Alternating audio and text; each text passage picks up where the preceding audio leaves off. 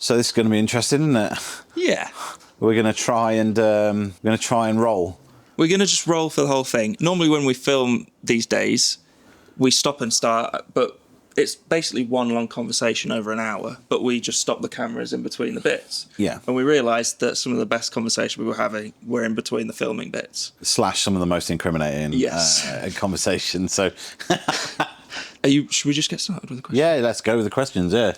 We're going to start with a question that is nothing to do with guitars. Oh, okay. What's your EDC? My EDC, my everyday carry. Yeah. So I carry a few things. Knives are a bit of an interesting thing.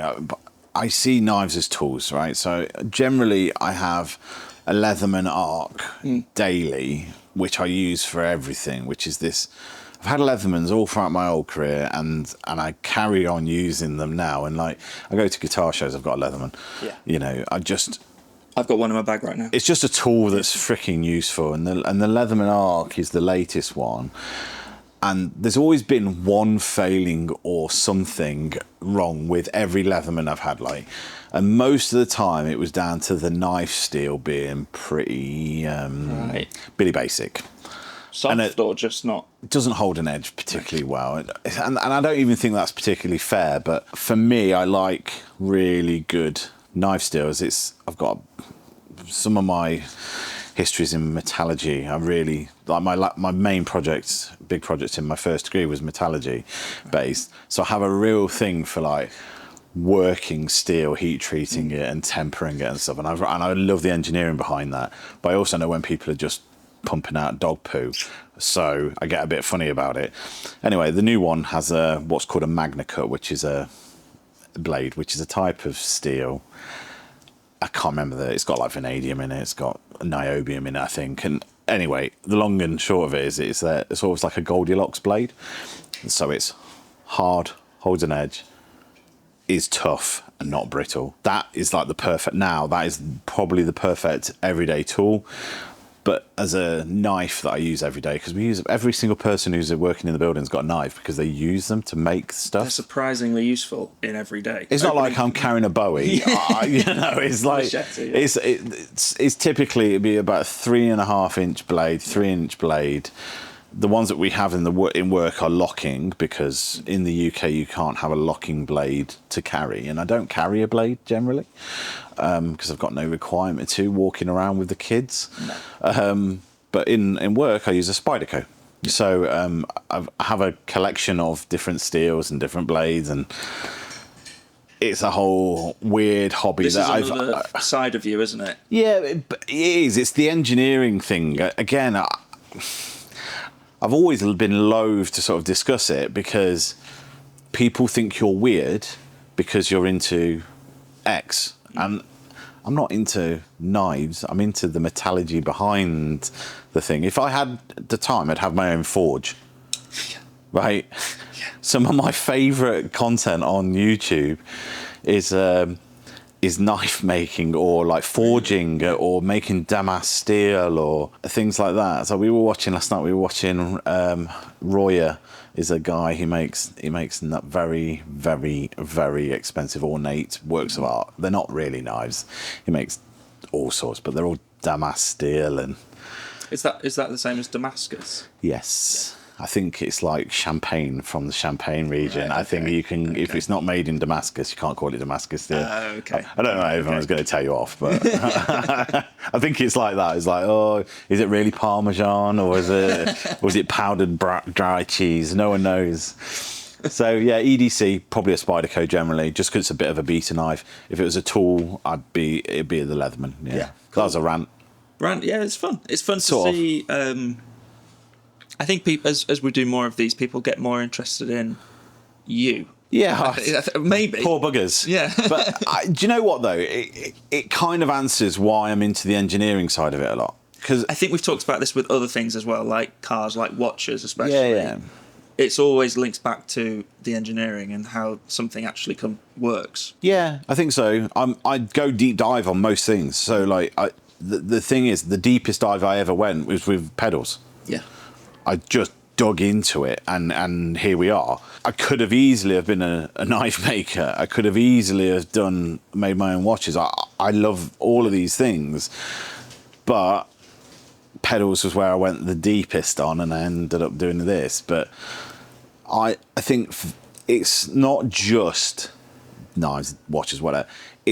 I like to focus on the people that are doing the absolute pinnacle of their craft in the field that they're operating in, because it just inspires me. Yeah. It really does. And it's the stories. Yeah, it's always about the people. Always about the people. Okay, this is a two-parter. Yeah, go on. What is the secret? And we're getting into guitar tone now. All right, okay. Cool. Finally. Less stabby. What is the secret to a great clean tone, and vice versa? What is the secret to a great high gain tone? Do you know what? Over time, I've come to the conclusion that less is more with both of these. In terms of gain? Yeah, so gain, not just gain, clean as well. So the greatest clean tones are not that clean. Yeah. And the best gain tones are not that gained up. I'm glad you said that, especially about clean tone, because that's my experience as well. Yeah. Because the problem is, if you go too clean, you end up sterile. And if you end up sterile, you end up with no give, no compression, no feedback, no nothing.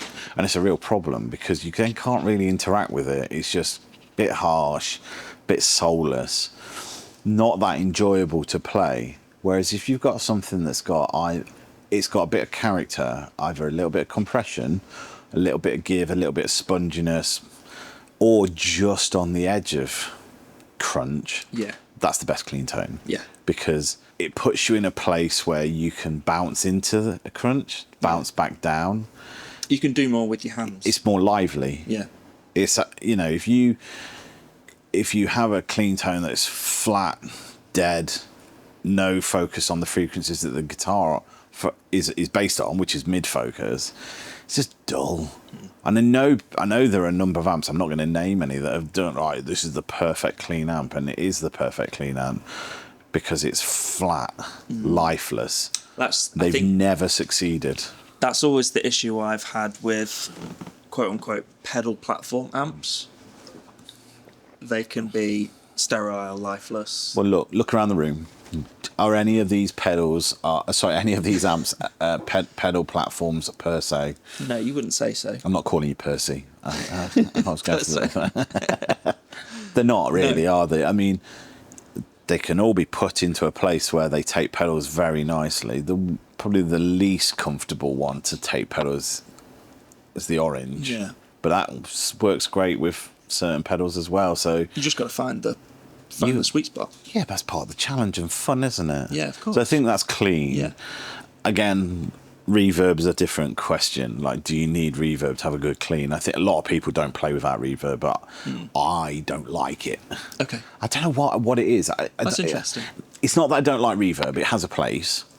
I just don't need it. Because a lot of times I hear people using it on an amp that's very bright, and then it just adds intermittent extra brightness, which I hate. Yeah. So on this, you can't see it's not on camera, but on the Panaverb, you've got an EQ on the reverb. That's always a key thing for me. That's vital. Yeah. Because it means now I tailor the reverb. I put more bass into my reverb, and now I'm like, I'm comfortable with that now. Yeah, I tend to just roll off treble rather than put bass into it. But Yeah, okay. Same effect. Well, I kind of like the thump. Like probably most people would hate it, but I like that. I think that's an amazing thing. The only reverb that I've got on these amps that I just think is bob on is probably the rock reverb.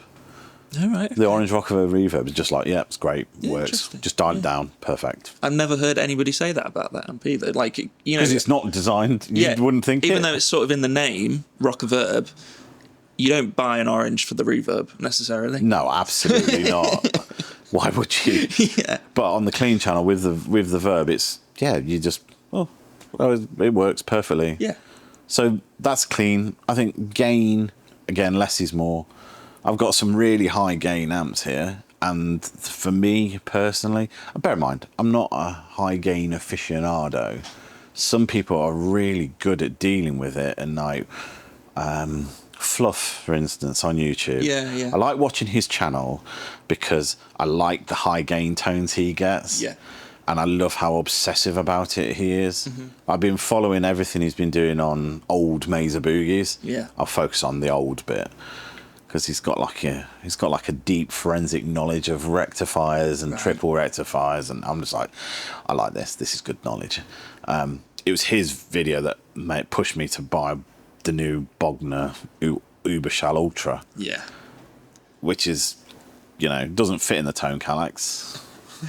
Not quite. That is a big old head. 150 watts. Yeah. So, however, the best tones I'm getting out of that are with the gain slightly rolled back. Yeah. Because it's manageable, I can enjoy it. It compresses a little bit less, and it's tighter. Yeah. Because I do like a heavy tone that's a bit like dum dum dum, a bit chunkier rather than high frequency. But that one's bob on. Yeah. My experience with gain, anyway, is mainly down with recording, and again, it's the same as that. Less is pretty much always more when it comes to recording, because I guess when you're recording, you've got the benefit of being able to double track, and when you do start double tracking guitars, especially, you don't need that much gain at all. So it's weird that you asked the question, and it almost feels contrived, but it isn't. What's your best clean tone? What's your best gain tone? The best gain tone involves a layer of clean tone. Yeah, okay. So this is not my idea, and I Like know a clean blend. Yeah, sort of. There's a very famous guy called Paul Stacey. He's an incredible player, and he's an incredible studio producer. Anyway, I got this through a friend, and it was a tip. Essentially, he likes to run 2 amps, one clean and one smaller, but gained up. Yeah. Okay. Now he's a jazz rock guy. He is. We're not talking about heavy metal here. I'm sure he could nail it as well. But that sound, as I understand it, helps carry the gain. The gain always sounds more massive by having 2 amps split, one carrying his clean separately left, and one carrying the gain but lower volume right. I really like the concept. I really like the idea, and you need to balance it, because you don't want to, if you're going high gain, you don't want to destroy that with a clean. It can sound a bit clicky. Yeah, it's weird. But what you can do though is, a lot of people like the tightness of high gain, so they'll remove all the bass out and scoot the mids and whatever, and then it's tight, but it's a bit much. Run a clean line there with your bass. Yeah. Your bass then is not distorted, but your bass just carries. That's quite a good sound. Yeah, that's cool. This kind of follows on a little bit. Do you have a favourite recorded guitar tone? Blimey. I'm just trying to think what my favourite albums are, really. Yeah, maybe that's a good place to start. I really like live albums, though, very much. You don't? No, never have done. Do you know why? Sorry, we'll come back and answer the question. I've gone on a immediate tangent. The reason These are I the don't tangents like that normally get cut out. Yeah, I don't like. Yeah, that's true, because it's got nothing to do with the question. So what it is about live albums is they neither capture the sound that you would have heard live, the atmosphere, the feeling of being there, but they also are absolutely always missing frequencies. Yeah. For whatever reason, it might have got better. I haven't heard a live album that's made me go, wow, I will listen to that forever. No. I don't, not with rock or metal, anyway. Sure. I have with, there's a live set of Chasing Status at the Boiler Room in London, 2023, amazing. That I can listen to all day, because it works. That music, live, is recorded from the decks. Yeah. Right? So realistically, it's like... It's a bit more of a produced sound in the first place. And it's kind of cool.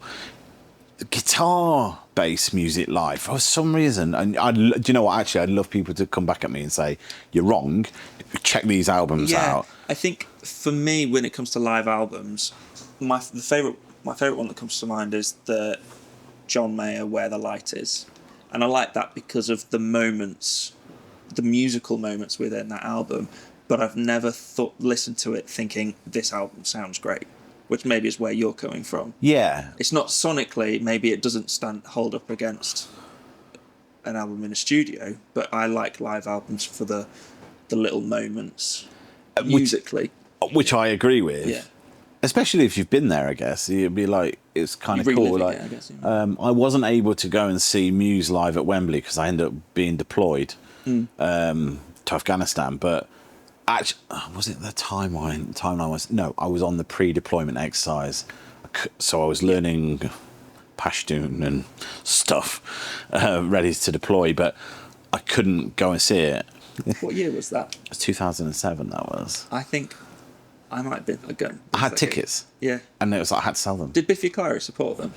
Oh, I couldn't tell because I was so sad about it. Yeah, It would make sense that Biffy did. I think I went, in my mind it's 2008, but it might have been 07. They played the song from The Apprentice as the opener. Yeah. It's not the song from The Apprentice. Yeah. I think we all know what you mean, though. Yeah. UK Apprentice. I don't know whether they play this in the US. Let's not go there. The US Apprentice is a bit different. Anyway, so I don't like live. So I don't like recorded live albums typically, but I do like that album, and I listened to it because I wasn't there, couldn't go. I'm really and with that one, I missed the ambience because I wasn't there, right? Yeah. Now, best recorded live album. The question was guitar tone. Guitar tone.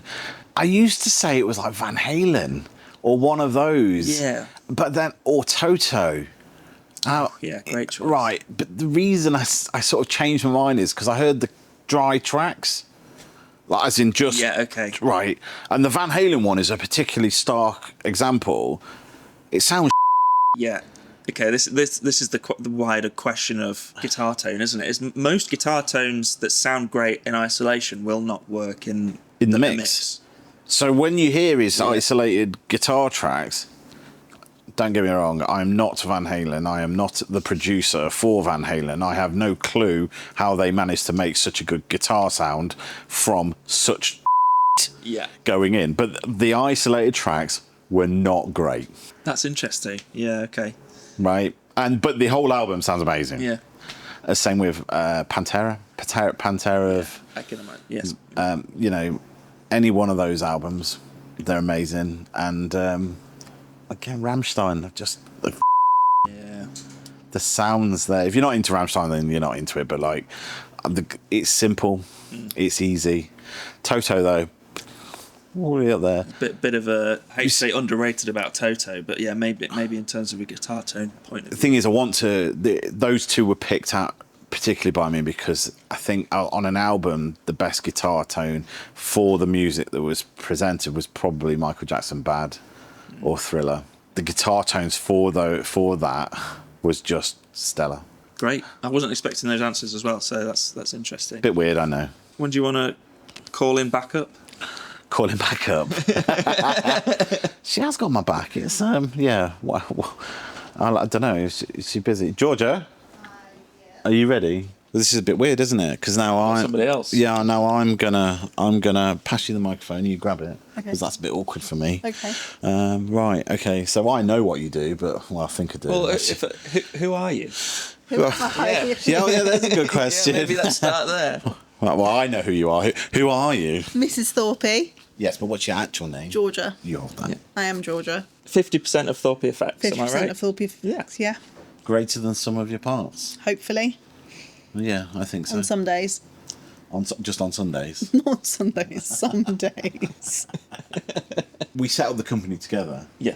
And although I've been the face of the company, and it's a big face, as we've already as I've already been told this morning, big old cow head. Yeah.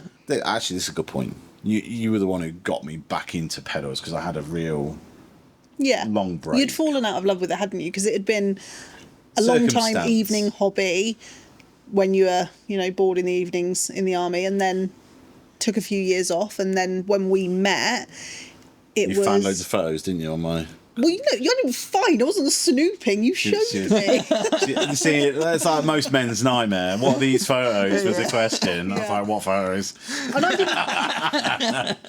didn't know what they were. I'd never had any exposure to guitar pedals. I didn't know what they were. It was like these colourful little boxes with knobs on, and I didn't know that they were a thing that existed. So you introduced me to it, and then I was going through the dozens of photos on your computer of ones that you just like modified, built from scratch, and just sold on eBay over the years, and you just got back. Well, you just ended up getting back into it, didn't you? And because I kept all the parts, and you were like, well, I'm going away this weekend, why don't you get back into that, is what you said. And I was like, yeah, that's a good point, actually, I will, when I got it all out. Yeah. And we started. And then not our very first New Year's Eve together, the first one where we had a house together. Yeah. We literally spent that first New Year's Eve together sorting parts. Rock and roll. Yeah. Nice. It was romantic. It was transistors, and it was like, oh, what are these? Oh, well, these are my. I know, and it was so much knowledge gained that night, because I had zero exposure to electronics whatsoever, and so it was like a bit of cataloguing, organising. Yeah, all and the then, resistors, all the caps, all the knobs. Yeah, lots of knobs. Lots of knobs, and then that's when we ended up living very close to Dan Steinhardt, and that's when the conversation. Well, he encouraged us to go pro, and we mulled it over for a while, and then we got the year after we got married, and that's what we did. Yeah, it was the day after we got married. We set up the company. We did. I mean, what do you do? Is that seriously? Yeah. We were like, well, we've done this now. What are we going to do now? Yeah. What's next? Well, it's either kids and we're like, it's a bit soon for kids. We'll start the company. So we just both still working. You were still in the army. I was working in finance, and then we literally registered it all and just went through it, created a list. 2 years later, we moved over this way, and I was running it full time with a newborn. I was still part time because. Yeah, you were still in the army for 2 more years, but I was doing it by myself. Then we had a newborn, and I was still doing it by myself, building all the pedals myself. Wow. Yeah, okay. Fulfilling all the orders. What was in the catalogue then? Was it Muffroom Cloud at the time? So it would have been Gunshot. We might have actually switched to the Fallout by then. It was we definitely didn't last as Muffroom for very long. Okay. Gunshot, Fallout Cloud, Peacekeeper, Warthog, and Veteran, I think, at the time. Okay. That's all we had. Yeah, that's right, because we did this Veteran special for Reverb. Yeah. While I was still serving. The Germanium one. Chain Home. That might have started there. Yeah, it's hard. It's really fuzzy. Because I was an officer commanding at the time. Yeah. So I was busy. Do a full day, come home, do some pedal stuff. Yeah. Yeah. But you were keeping it going. And yeah. And then it wasn't for another 2 years that you left and did it full time as well. And then that's when we expanded, got a place, got some staff, and now I don't have to build anymore. Fabulous. So what is your day to day? We've tangent. You've done a tangent as well. Well, my role has evolved. That's where it came from. Yes, we've split the role now, haven't we? Yeah, So very much so. We're you're very much day-to-day ops, and I'm future ops. Yeah. Okay. So your design and thinking ahead and seeing where we're going to go, and mine is just making sure the money's coming in, keeping everybody busy, fulfilling everybody's orders, making sure we've got the parts, the boring stuff that you don't want anything to do with. I don't have a creative bone in my body. Oh, that's not and true. I don't play guitar. You try bass. Hated it. Do you play any instrument? No, I played tenor horn as a child. Don't say it. Don't say it. Don't say it. Don't say it. I was in a brass band. That's fine. Yeah. From the ages of like 7 to 16. So's my Georgia. My wife is also in a brass band still. Is she? Yeah, she's a trumpet player. Oh, could never even attempt guitar. Much to my dad's disappointment. Okay. Because he plays everything with a string very, very, very well. Sadly for him, none of his 4 daughters got that music ability. Oh, we kind of covered it. What's your background? Oh yeah, that's not related. Completely unrelated. Yeah. So I have 2 degrees. My undergrad's in forensic science, and my master's degree, which is where we met, is in forensic archaeology and anthropology. You dug me up. Dug you up. Because I'm old. That's what you're saying. Yeah, the premise around that Masters was generally digging up of mass graves. Oh wow, okay. Yeah, so Things like Rwanda and stuff yes, like I was hoping to go to Rwanda to do my thesis, but conflict kicked off around that time. You did get to present in the House of Lords, though. Yeah, quite a few times. Yeah. So that's the UK equivalent to the Senate. Yeah. Georgia was presenting on carbon monoxide poisoning. Yeah, so after I found out I couldn't go to Rwanda, I went down a completely different route for my thesis, which was around carbon monoxide poisoning. And so I ended up doing a lot of work for not only research into dangerous levels from barbecues. Don't put one in your tent, even if you think it's out. Okay. It will kill you. Yeah. So doing a lot of speaking to charities and stuff. One of my earliest memories of like seeing you in the lab is me going to pick up a parcel. It was a Bogner ecstasy pedal, the red one. Oh yeah, lovely. Yeah. Right, it's really cool. Are all your memories linked to a pedal or something? They're all linked to Georgia, but the pedal just happened to be there. And you were running carbon beds, measuring absorption of carbon monoxide using Draeger tubes and stuff like that. Yeah. Spent so many See, hours. I remember more about the science than the pedal. The pedal's great though, so not relevant really. Not but relevant, but it's where we met.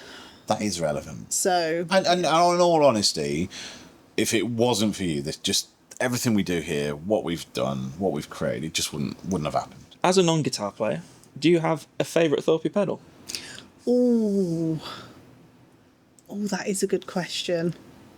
Probably the Dane, just because we've got a lot of history with it. It's It's linked to Pete, and he's a good mate. Yeah, and he's a good he's a really good friend, such a sweetheart, and he's amazing to work with. And it's a lovely purple colour, which is great. You could say the same about the electric lining because that's a beautiful gold, and Chris is a lovely guy. As well. Oh yeah, we do love Chris a lot. I don't know. It's Yeah, And linked I with- designed the new one. That's the new true. artwork, Yeah. which You did the artwork, like I say, don't have a creative bone in my body, and Don't say it. I was quite proud of myself for being able to actually come up with something. Yeah, and it looks great, Thank you. and it's a lovely purple colour. It's a lovely purple colour. You see so many boards on Instagram, and a lot of them have a Dane on there. You know, it's reached far corners of the world, I guess you could say. Yeah. Mm-hmm. I love it when we get messages from places like, and I guess it's not that far away, but it's as far away from here as it could be. Argentina, places like that, Australia. Yeah. You know, it's cool. Cool. Going to do some work now. Thank you. All right. I will. Maybe we'll see you in other videos soon. Maybe. Maybe not. This might be it. Everyone might absolutely hate the sight of me, and we lose half our following. Yeah. How do classic and vintage tones influence your pedal building? Yeah, I mean, I think we've said in the past that we try to do new things. However, that doesn't mean we're not inspired by people. For instance, we've been going down a path for a little while where I don't think people are going to be aware because I haven't released half of them, or most of them. We've been trying to emulate full amplifiers in pedal format. Now, we've done it with the Scarlet Tuning. We've got something coming out later this year. I've had it in my head that I want to emulate the amplifiers that we have. And this has been a real forensic journey. It's been like, what is it about that amp that makes it sound that way? What's the schematic like of that amp? What's the design elements? I really enjoyed the work we did with Victory and taking their amplifiers and turning them into pedals. And I don't know if I told you, but when we did that, we initially were going to do it taking their small format valve pedals, the V4s. V4s, and turning those into pedals. So the first iterations were all based on the V4s. But it didn't work very well because they were specifically best in the loop. Yeah, and I guess they'd already been shrunk down. Well, Yeah, they were sort of like in themselves inspired by, and so then you were doing it's like photocopying too many times. Yeah. You lose a bit of the information. And we lost information, and we all agreed at the time, it was like, this hasn't worked. I was just like, yeah, no problem. Send me the amp schematics. We'll go from the source. Yeah, we'll go again. And that worked really, really well. Yeah. And it was a lot of fun. And specifically, I loved the challenge. We then did it with the Scarlet Tunic. I can't remember which way round it was, but the Scarlet Tunic was done. And that sounds exactly like a treble and bass, Selma treble and bass, which, by the way, I just bought. A vintage one. Nice. I've paid for it. I've got to go and collect it from Gardner Holgate, the auction house. It's not so. It would be. It'll be in the Tone Calax at some point. But Dan's gonna go through it. He's got a load. He's got a service it. He's got a load of mods for it. Anyway. Okay. Cool. So I won't have a standard Selma drum bass. I like his mods that he does to them. Yeah. That's interesting. That's cool. It's cool as hell. Yeah. It makes the thing really rock. Anyway, so we enjoyed doing that. Got the pedal to be nailed down, and then the things that we've been working on the past couple of years, and they're all ready, good to go, are heavier amps, less heavy amps, different flavors, and the aim is to really give people a sound that we've captured from something that's a lot bigger, but not an emulation, not a capture. I was going to say, interesting you use the word capture. It's the capture means a whole different thing, doesn't it? Because what we're trying to do is to offer you the response, the feel, and also the bit that the output transformer coupling to the speaker. We're trying to give you plug into an amp, you play it, you hear this, you feel this. So we're trying to give you a pedalized analog version of that. The whole experience. So it's like recorded guitar tone versus, in the mix guitar tone. So that's what we're trying to do. Yeah. Okay. And so we are absolutely inspired by old stuff, because a lot of the really iconic sounds is old gear. Yeah. Yeah. There are very few brand new amps that you go, that's iconic. There's very few brand new guitar tones that are iconic. Yeah. There are great sounds, but so we're inspired by, again, it comes down to that top 5% of those that have done it and have gone before. So old gear does inspire me, because I listen to something and you plug it in and you're like, oh yeah, that's it. Yeah. I can't explain it. Almost like a sigh, a release of like, yeah, that's incredible. I like the John Mayer watch there. Oh yeah, okay. You've got one of these, haven't you? I've got it in white. Georgia wears it mostly. Oh yeah. No, this was a present from my dad, I think, for a birthday a couple of years ago. It's such a cool design. They're so cool. Whether you like John Mayer or not, which I do. I like his watch collection. Yeah, sure. Yeah. In fact, I don't know the guy, so I wouldn't be able to comment, but like, he knows his stuff. Like I like his guitar tone. I like his playing. Yeah. I like his watch collection. I like his watch collection, but I like his approach to his watch collection. Yeah. His AP stuff is really I just think he's very honest about what he likes and what he doesn't like, and he's again he's like, his spectrum is from, a £10 watch all the way up to a mortgage your house watch.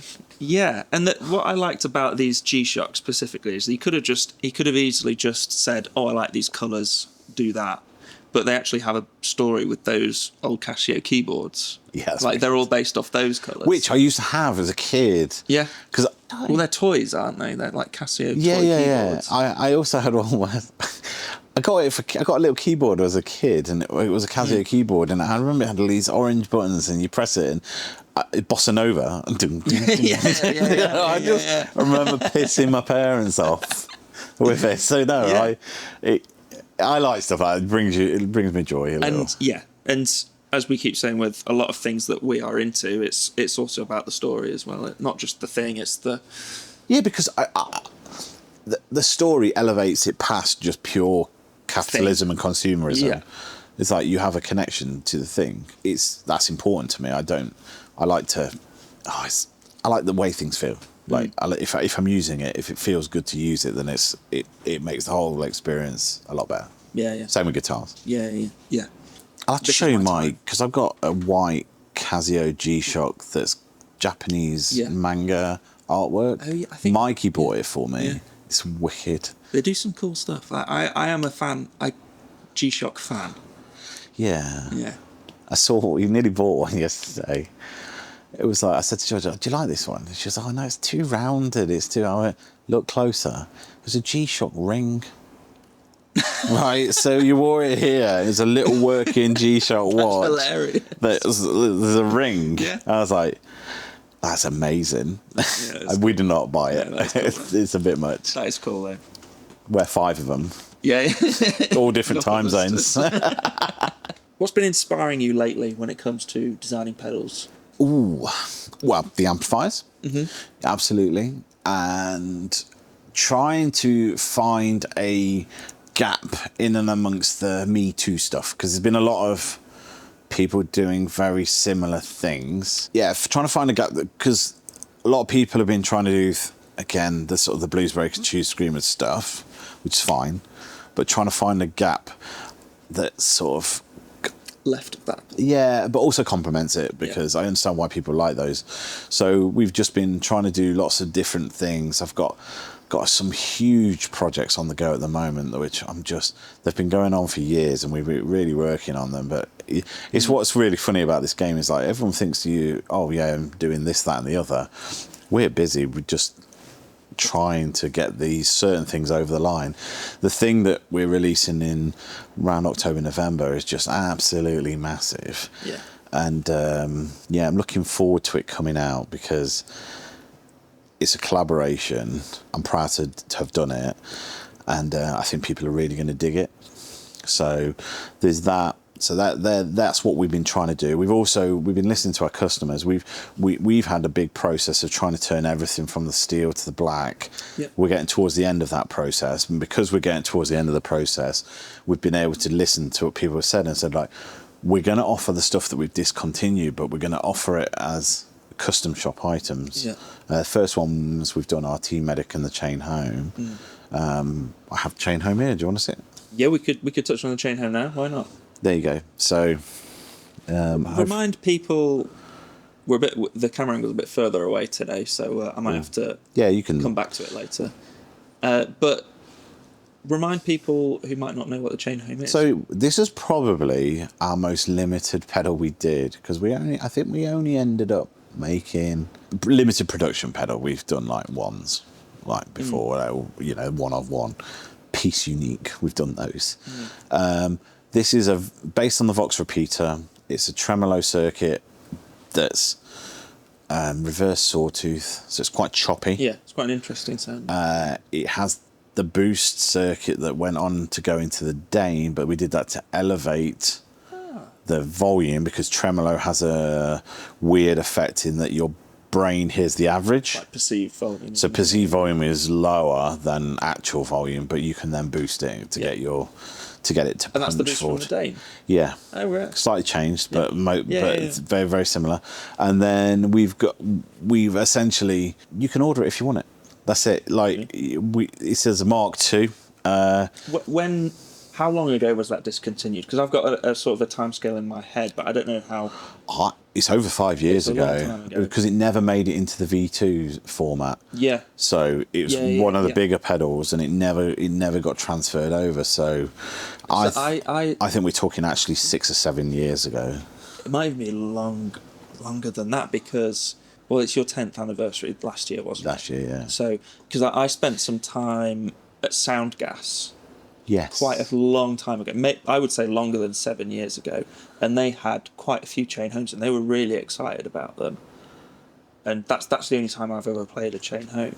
And, it's one of those things that, we have learned as we've gone along that our biggest failure had been like marketing and explaining what we're doing. And this really comes from a childish enthusiasm for things, because I'm just like, yeah, let's do it. It's cool. Well, that's fine, but to be successful with explaining it means you'll be successful in selling it, and we've not really done that bit. So, especially in the early days, it was a case of, I'm just going to do it because I think it's cool. Yeah. Which we do. We still do that. But we've got to explain it better. So why are we doing this now? Well, you can order it if you want. We'll build them. They're built to order. Yeah. So they're a custom item only. There is one flaw with that, is that because they're built custom to you, they are yours. If they don't operate in the same way. You can't cancel the order, because it's going to be a specific pedal for you. So think of it like custom shop Gibsons. It's exciting, though. I think so. Hopefully, I've been working towards it for a long time. yeah, and we've put lots of things in place that mean we can do it, and I'm really glad that we've been able to do it. The new look's amazing. So that was what's been inspiring you to design lately. Yeah, Yeah. So quite a lot. yeah, quite a lot. It's always the way. I just get amongst. I get enthused and passionate about amps are really pushing me at the moment. I'm really enjoying amplifiers. That's fun. Which is where everyone else is probably stepping Leaning back away from them. Yeah, because Yeah. it doesn't make any sense to me. I feel like amplifiers are like instruments. 100%. So I'm like, you can capture an amplifier and that's great and that'll suit you logistically, but that's like having you remember those guitars that emulated a Telecaster and emulated a Strat? Yeah, and the Line 6 ones, yeah. Yeah, I mean, it was a great technology. How effective actually were they? Yeah. I think if you just had one guitar, one gig, and needed 6,000 guitars, it would have been perfect. But personally, you're probably best to have the individual guitars. Yeah. And it's the same with amps. Amps are personally something I find really exciting on a different level other than guitars, you know what I mean? They're just something visceral about them. And the cabs go with that, because we ended up on a journey since you last came. I've been having problems with a certain cab. It was the Cornford cab. I think the two speakers are out of phase with each other, and I could have rewired it but there was that cab never really carried the low end properly for me. Right. So I gave up. Yeah. And I bought two more orange cabs because I was like, well, why am I fighting what I already know is the best cab? I was looking around. I was like, just buy the same cab again, twice over. They're just so thick walled, aren't they? They're huge things. They're amazing. Yeah. So that's why I have three of them.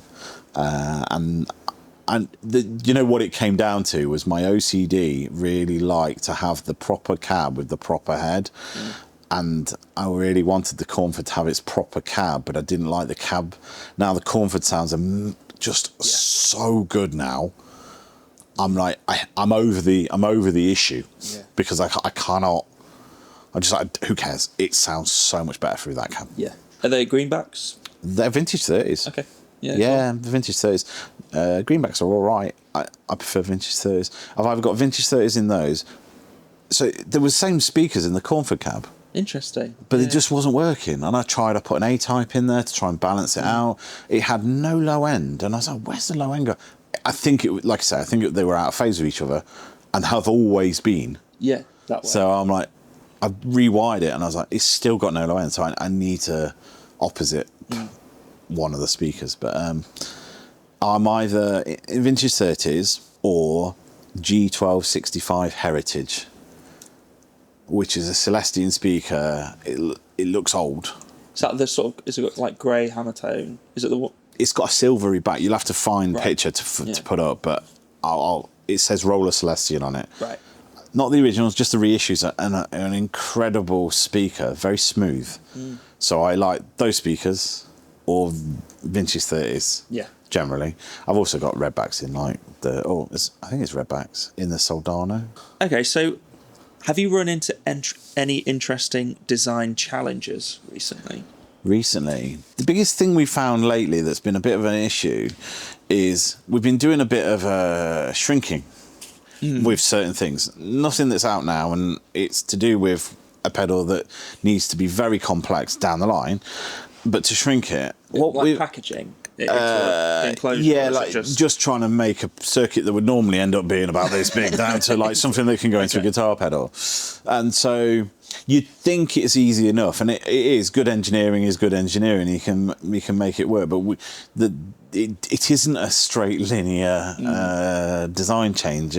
You've got to make changes to it. So we've had those issues, and they've been interesting because lines that would be far away from each other are now close to each other. Then you've got parasitic issues and all the rest of it. Good design gets rid of all of that, so it's not a problem. But that we've had those issues. We've also come across working on a particular type of chip and like designing around it, and then that going obsolete. And that's happened twice over on one design because some of our design choices are taking so long to get right. It's gone obsolete.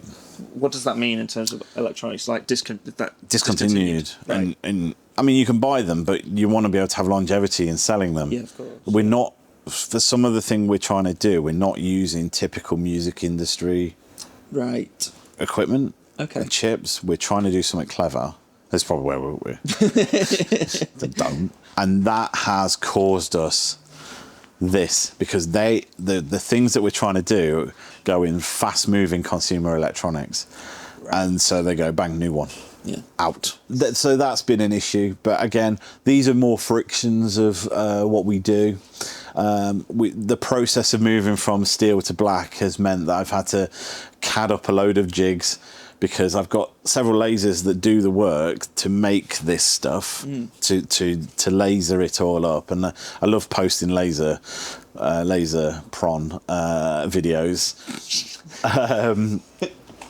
But the prototype laser setup is different to the mainstream laser setup. I think it's not abnormal for places like metal shops and stuff like that to have all of this sort of stuff. You'd have all of these tools that you make, and back in the day they'd all be made out of steel, and it would like half the issue with making stuff was the tooling to make the thing. Yeah, you're making stuff to make stuff. Yeah, and that so we are just faster in that we have the printers, the 3D printers.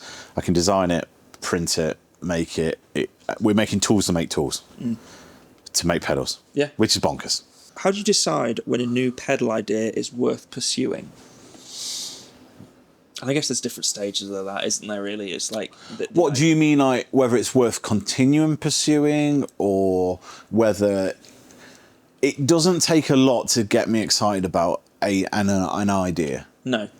And I guess maybe the better question is how many initial ideas end up being pedals, like actual. That's a harder question than you believe, because we have hundreds of ideas stored, ready, good to go. Yeah. Some of them they may never become actual products, but we have them. Yeah. Like a good example of this is just recently,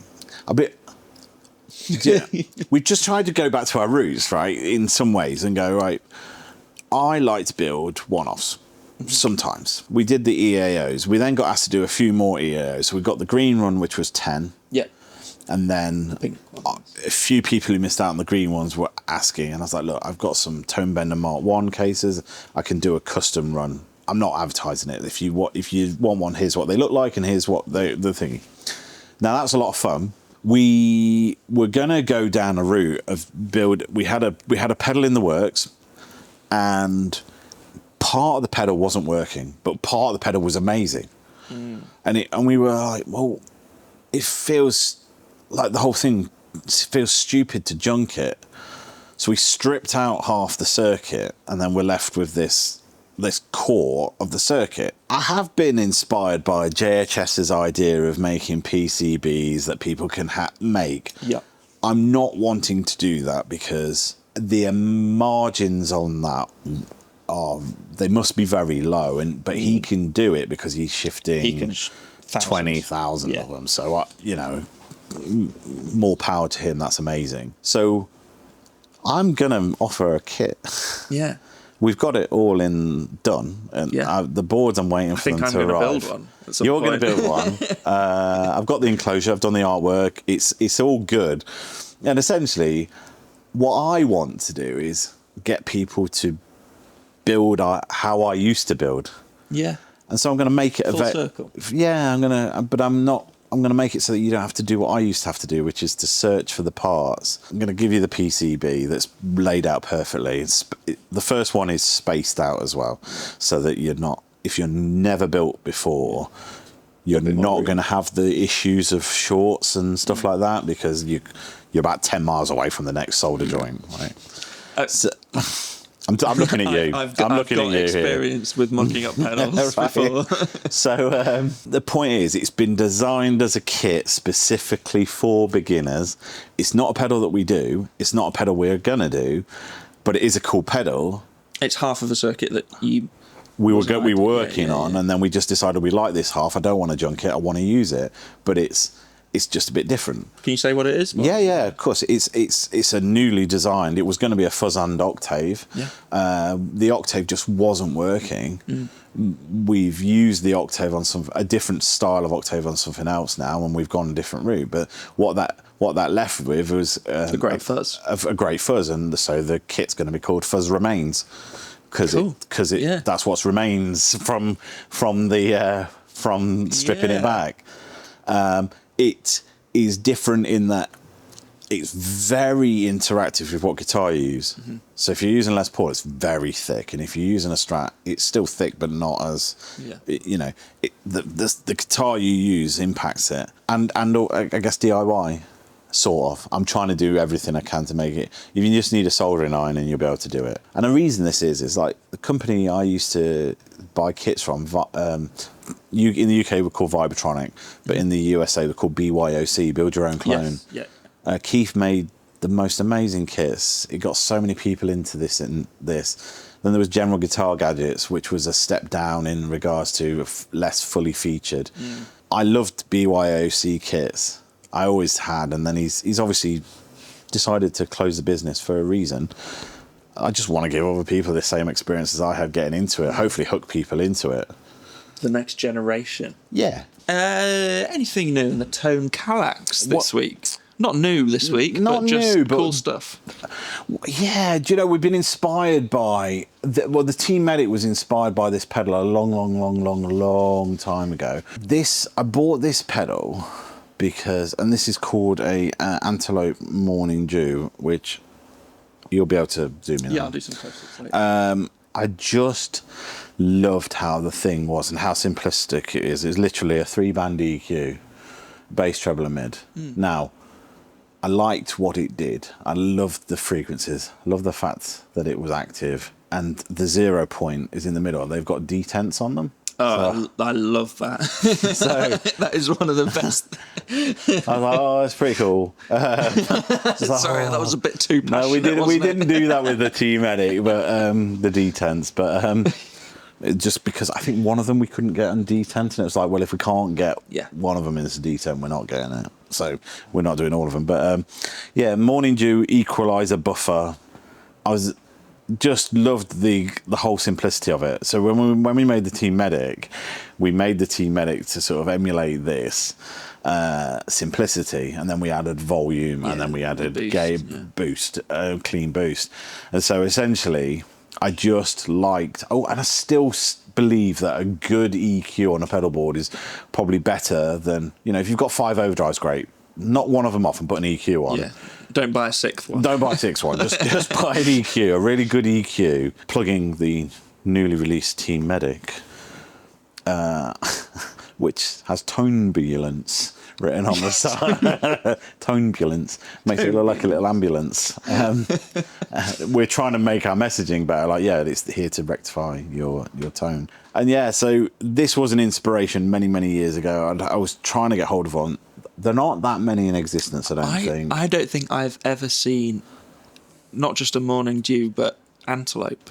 So they stopped making them. Yeah. And I don't know where the chat went. Made in the US or Made UK? in the US. Yeah. This period of time when these were really popular, they were a bit of a darling of the Gear page. Okay. And Harmony Central. Yeah. This so a long time ago. And specifically Harmony Central. They were around the same sort of time as the Clay Jones overdrive, the Landgraf dynamic overdrive. Yeah. That period of time. and it wasn't quite as sexy as those two, but it was for me. This was the one that I thought that's some good design, great pedal, very useful thing for the pedal board. And Interesting. Just is the 3 knobs just bass, middle, treble? yeah, That's and you really open it up, it's really complex inside. Yeah. It's like you open it up and you're like, wow, okay, Cool. There's a lot of really good design elements in there from an engineering perspective, tone perspective. I have a feeling like I don't know this to be the case, but I have the feeling the guy had something to do with studio work because it feels like that. Yeah. Studio grade. Yeah, it looks like it's been designed that way. Yeah. Like a channel strip, you know. Yeah. Oh, wow. Okay. Interesting. And then I recognise the other pedal a bit more. Yeah, well, I've talked about this, and I realise I've never actually shown anyone that I have it. I talk about. So before we get, sorry, Yeah, it's a go on. Kingsley Jester, isn't it? It's the Kingsley Jester. It is Kingsley Jester. And I they- think Simon was on that pedal show that recently. I was going to say, because I'm seeing them a lot creeping up on my feed in the last 2 weeks or so. I didn't know if something had happened or. Well, yes. Well, Simon lives in Canada, but I think he's from the UK because he comes back to the UK quite a lot. Yeah. And the one I had, the first Jester I had was this much bigger. The valves were protruding out the top, and they had like a little cover. I actually bought a Pelly case to store the thing. Oh, yeah, okay. Oh, yeah, there's something wrong with it. There's not, At least you can admit it. It's not necessary, but that was such a great pedal. And this is the thing that, you know, everyone who's going, oh, you know, the Klon's the best thing ever. I sold 3 Klons over and over again because I was like, I bought it and I was like, this is great. The Kingsley Jester's out. I'll buy the Kingsley Jester. Imported it from Canada. This is incredible. I'll just sell the Klon. So the original Klon. But it's not Klon-esque, No. is it? No, but it's just better. Yeah, okay. Right? Yeah. Doing what it does, it's Yeah. better. Again, your mileage may vary, but for me it was at the time, and it still is. And so then I was like, but the Klon hype train, I'll get another Klon in. I was like, run them side by side for a little while. I was like, Jester's better, always. And so that happened 3 times over, and I've done this with other pedals as well. It's what happens when you're obsessed about things. Yeah. And I ended up selling the V1 because it was just bigger. And then this is the V2. This is the V2. Now, there may have been some minor tweaks to this. I've had this for a long, long, long time. I've got a Page as well, which is like a booster, clean booster type thing. But actually, it's really great when you crank the snot out of it. So this is a valve pedal. 2 valves in this one.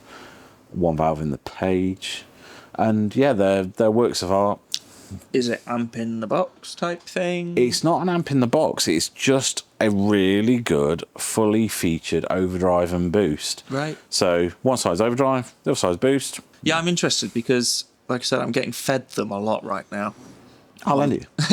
Well, that'd be awesome. Yeah, that'd be Yeah, cool. you need a 12-volt DC center positive supply. That might be tricky. Nah, it's all right. You just use the one I gave you for the electric lining. Oh, no, that's center negative. That's it. Don't worry about it. We'll talk about it. We'll sort it out anyway. But, yeah, so I forget I'm on camera. This is the issue. So I'm like, try and solve a problem.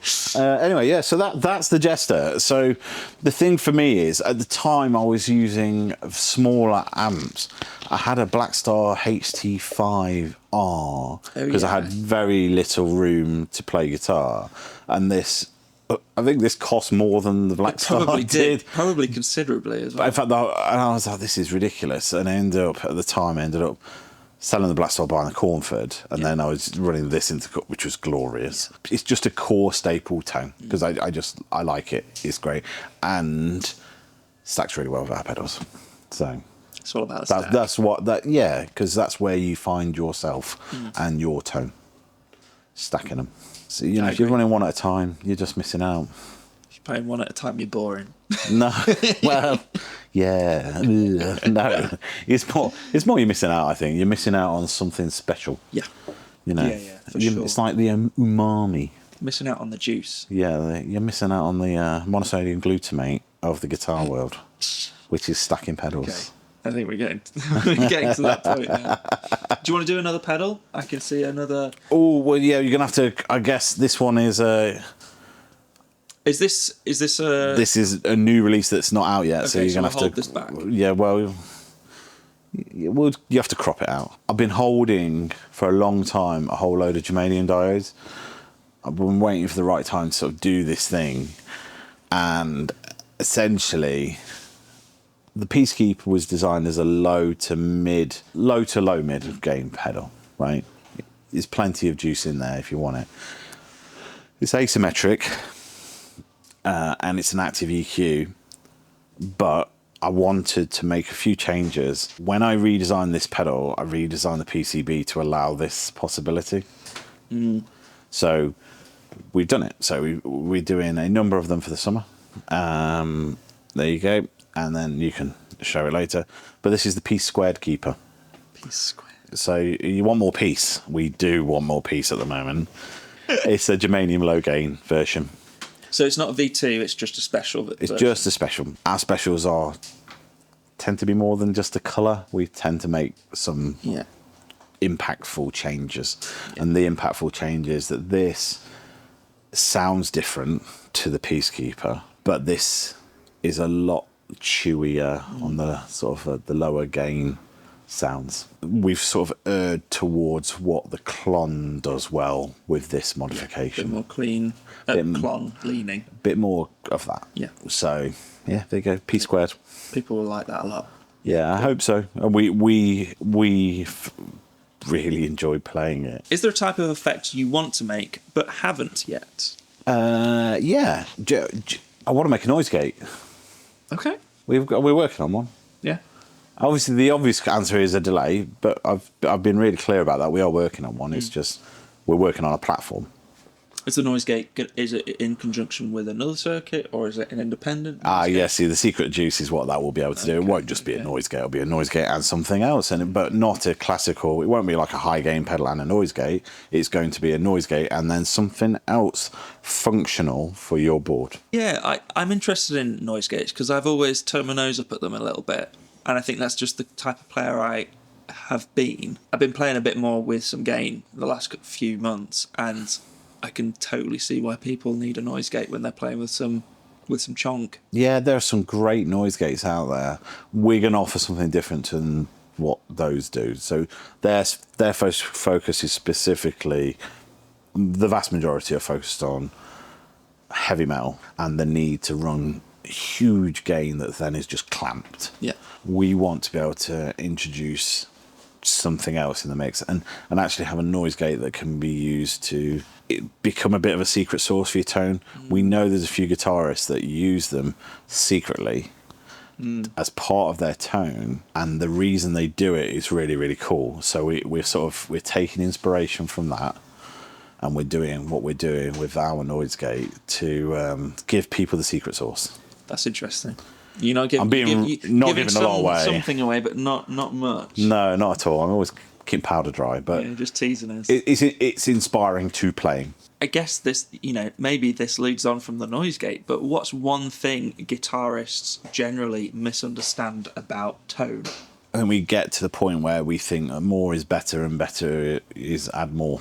It's just like, I think it's an enthusiasm for things, and you think, just dial it back a bit. Dial it back a bit. I'm not saying pedals can get in the way, because they absolutely can't. But having 5 things that are very similar is probably less impactful than having 3 that are set wildly differently and then use combinations thereof. I get what you're saying. Yeah. Because what it seems to me, we get a lot of people going, I want to have this, and it varies, and you've got 5 of them. You're like, they're very similar there. You'd be better off to go left of arc, right of arc, centre, stack, and you have an infinite number of possibilities. Then that's better. This is the world according to me. This is how I think, and I personally think that's a better situation. And also, don't expect that your live tone is going to be the same as your at-home tone. That's another weird thing. You need to re-EQ it. You need 2 settings. Yeah. And often, if you're doing big venues and medium venues, and you're going to end up changing things again. Yeah. I'm sure I'm not talking gibberish there. I think other people do realise that, but I think a lot of other people miss it. Less is more. Know your gear. Know your gear. But actually, more than anything else, know your gear. Yeah. And also, don't be... That's the other thing I found that's been really weird. People who have been influenced by other people's opinion on something. I said... So I won't say the brand. I've bought X, and I was really enjoying it. Then watched Y's video on it, and now I don't like it. Okay, I am guilty of this. We all are. Because mainly with stuff with like films, I will watch a film at the cinema, I'll enjoy it, then I'll watch a review afterwards and think, oh yeah, maybe it wasn't that good. So I realised on this many years ago that I'm a basic bitch when it comes to movies. Right? Expand. Generally, if you say I hate it, the reviewer, Yeah. I'm probably going to really enjoy it. Yeah, okay. Not to be contrarian, but we don't bother watching reviews. I'll watch the film. If I'm enjoying the film, I'm enjoying the film for what it is. Yeah. You know, I like Jason Statham movies. Yeah. They're all the same. It's Jason Statham in the same role in a different city. It's as basic as you like. Just want to be entertained. The reviewers hate them. Yeah. He's never going to win an Oscar for it. You're right there. But if I want to sit there and enjoy it, I will, and that's fine. Yeah. And I think we're all. Sometimes we just. Who cares what other people think? Yeah. Just enjoy it for what it is. Like Yeah. I understand it's a basic concept, and I have been guilty with this as well. Don't get me wrong. Like cars, particularly. Oh, I really like this car. So and so said it, and then I've gone off the idea of actually trying the thing because someone said, "Oh yeah, this one is slightly slower on the Nürburgring." Oh, yeah. Well, it doesn't matter to me, does it? Because Yeah. I'm not on the Nürburgring. That's not my daily commute. Don't let anyone change your mind if you're enjoying it. Yeah. Yeah. It's about your personal. Yeah, your experience. journey. Yeah, You might be that guy that loves to run a big muff, volume cranked, gain cranked, tone all the way off. You have no treble, but you're enjoying yourself. That's okay too. Yeah, absolutely. You're mental, You're wrong. but it's your life. What's your approach to balancing versatility versus simplicity in pedals? I think that's really what we try and do on the whole. We are trying to bake in as much versatility into as simple a package as possible. Yeah. That's it. I don't really like 6,000 switches. There are a number of award-winning pedals out there that have got 20 knobs and 6,000 switches. It doesn't suit me, so I don't do it. I think a few rules that we adopt are, if it's important enough to have a trim pot on the board that's not bias or something that has to be set by us. If it's important enough to have a trim pot on the board, it's important enough to put it on the outside. Yeah. So, for instance, if you're going to put mids in, well, don't put that on the trim pot, just put it on the outside. Yeah. It's important. You're just making everyone's life a lot harder by hiding it and then making people get a screwdriver out to do it. It's why people go, oh, Prince used Boss pedals. He did, because they were simple and readily available. Yes. That's why. And you know how to use them. And they were good quality, so. Yeah, Boss pedals are good. Are we reaching peak pedal, or is there still room for innovation? I think I'm going to split the question out, because actually, I think we've reached peak pedal of doing the same thing over and over. I think people are getting bored of it. As in Tube Screamer? Yeah. Yeah, okay. The Tube Screamer was great when it was designed. There you go. It didn't need to be changed necessarily. No. There've been some really good variants on it, and I think you can't knock those. I think that sort of peak, I think pedal releases have peaked on that. Is there room for innovation? I think generally those that are innovating, however small, are capturing people's attention. You look at the Chase Blissers of the world and you go, yeah, there's a reason people love what they do. Yeah. Because they're in their own lane, doing their own thing, and it's cool. And it's innovative. Even their take on the blues breaker, the analog man King of Tone, that was innovative. It's if you like that circuit, it's amazing. The extra functionality that you get. I was pleased to see that was Chase Bliss's best ever seller. Oh, really? Yeah. I hadn't seen that. Yeah, that's Which great. is incredible considering the current state of the world. True. So yeah, has peak pedal reached? I don't think so. I think those that know what they're doing and are willing to put the R&D in are going to keep going. Those that are just thinking they want to have a pedal company by designing the same thing over and over and over and over again, that is a harder route to travel now. For those watching the long version, let us know if you liked it or if we could do anything better or different with it. This is just the first time I was trying it. We didn't want to reinvent the wheel because I feel like we've got a bit of a process going on. Yeah, and also I'm quite verbose. I mean, you've done a great job in the past of cutting me down, which has been great. Hopefully, long form Thorpy isn't too long. Isn't too long. Yeah, we'll see. Oh, I never showed you the Corey Wong. I'll show you that later. Okay, yeah. Show me Corey Wong. He's not in my case. Is that a ventriloquist? No, that's puppets. What do you do when you fold yourself up into small spaces? Oh, What's that? Contortionist? Contortionist, yeah. That is not ventriloquism. No. Although you do sound like you're throwing your voice because you're trapped in a suitcase. Oh, get me out. On that note. Cool.